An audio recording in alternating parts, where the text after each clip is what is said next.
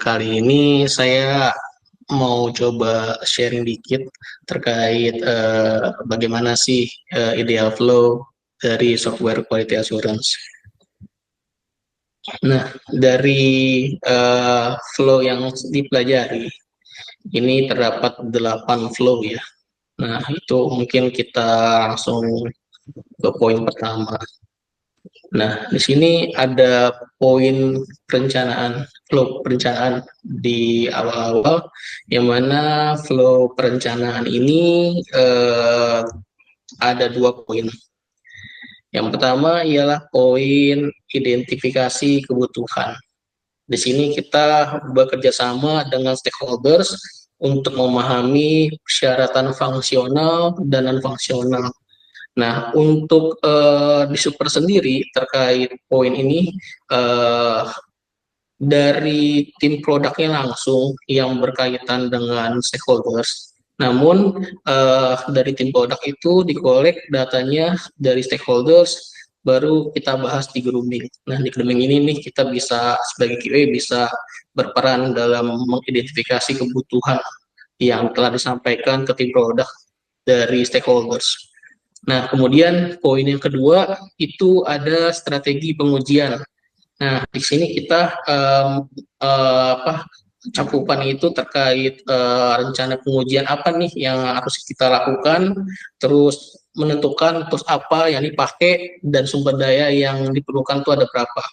Nah, terkait strategi pengujian ini kita udah coba tuangkan ke dalam test plan. Di sana dari QA ada bikin test plan setelah planning, terus kemudian di sana kita menjelaskan strategi apa saja sih yang digunakan dalam pengujian untuk sprint Januari, Februari, dan lain sebagainya. Berikut tools yang digunakan seperti apa dan berapa SDM yang terlibat di sana. Nah, kemudian setelah flow perencanaan dibahas, masuk ke flow design. Nah, flow design di sini juga ada 2 poin.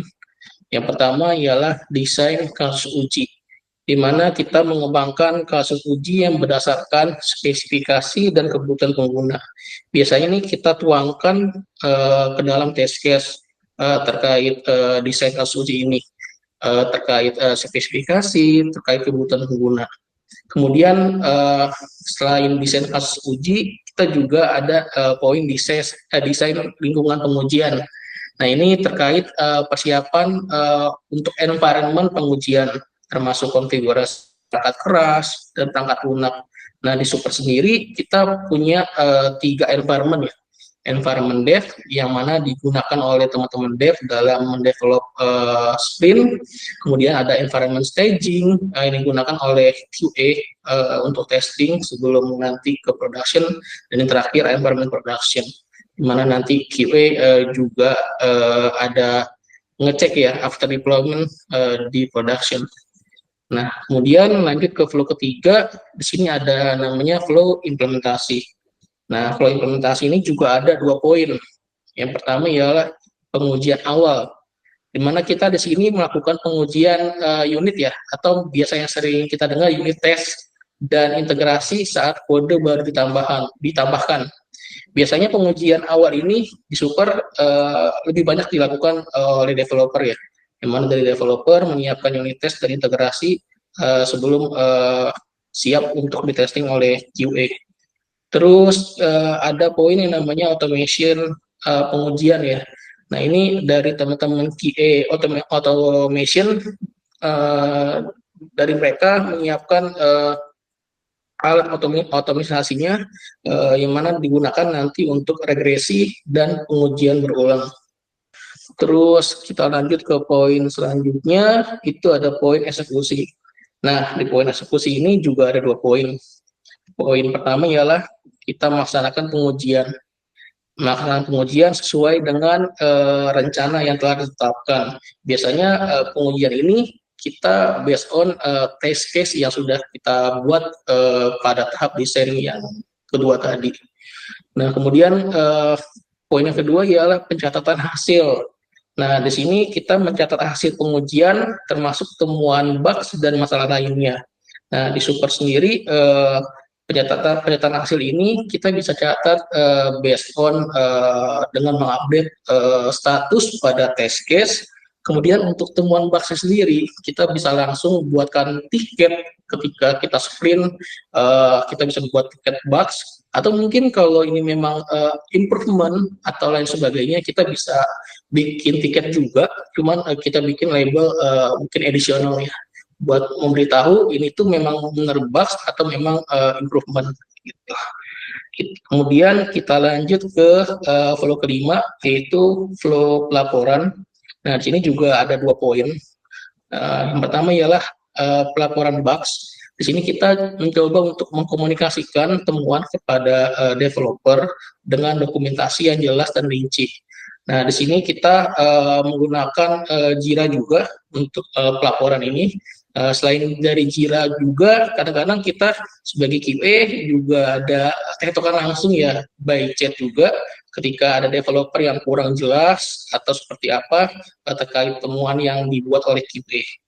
Kemudian ada laporan status. Nah, di sini kita menyediakan laporan status pengujian kepada manajemen dan stakeholders. Nah, di sini tuh mungkin lebih ke kita nge-update test case kita, ada yang pass atau ada pun yang fail. Nah, di sini kita bisa share ya ke teman-teman produk apa-apa aja nih yang udah kita tes, yang udah pass apa aja, kemudian yang masih fail apa aja gitu. Nah, dari kita sih biasanya share ini di akhir sprint ya ke teman-teman produk. Buat teman-teman produk juga bisa bantu cek, mungkin mau cek di sharing juga, jadi ada guidance lah gitu. Kemudian poin yang keenam, flow yang keenam itu tindak lanjut ya. Ini juga ada dua poin. Yang pertama ialah verifikasi dan validasi. Nah, di sini kita menguji ulang setelah dilakukannya perbaikan ya oleh teman-teman developer. Biasanya kalau dari Super sendiri, dari kita QA bikin tiket bugs, kemudian masuk ke status open ya. Nanti dari teman developer geser tiketnya ke in progress. Nah, dari sana dari teman developer perbaiki, kemudian ketika sudah selesai diperbaiki, maka dari developer geser tiketnya ke ready test. Inilah dari QA mencoba untuk mengetes ulang ya untuk tiket-tiket di test untuk temuan bugs-nya yang telah digeser oleh developer gitu. Kemudian setelah kita melakukan verifikasi dan validasi terkait bugs yang sudah diperbaiki oleh developer sebelumnya, nah kita melakukan retesting dan regression testing.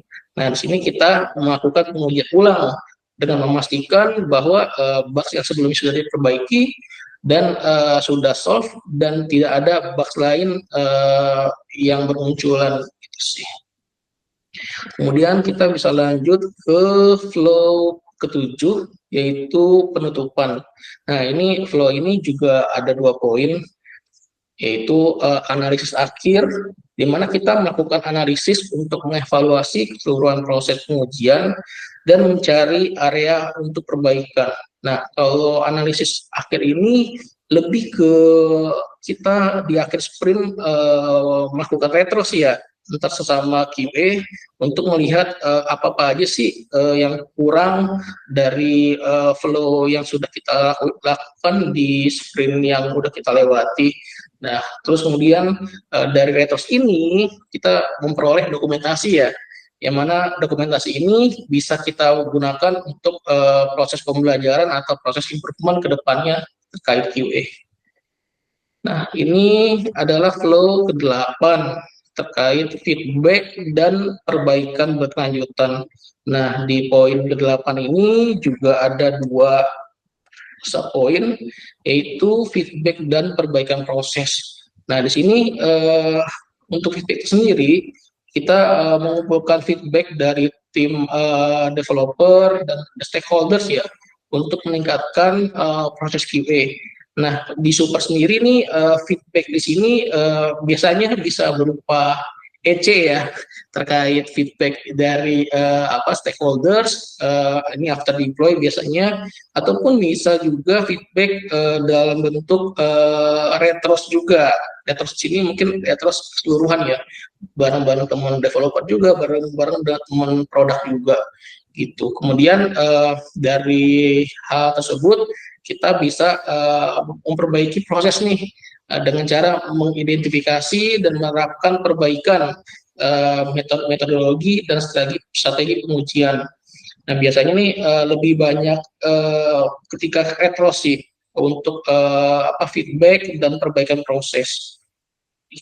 Nah, dengan menjalani 8 flow ini, seorang QA diharapkan mampu mendelivery kualitas software yang lebih baik dan sesuai dengan harapan yang stakeholders harapkan gitu ya. Mungkin itu saja Mas yang bisa saya share ya. Kurang lebihnya, thank you Mas.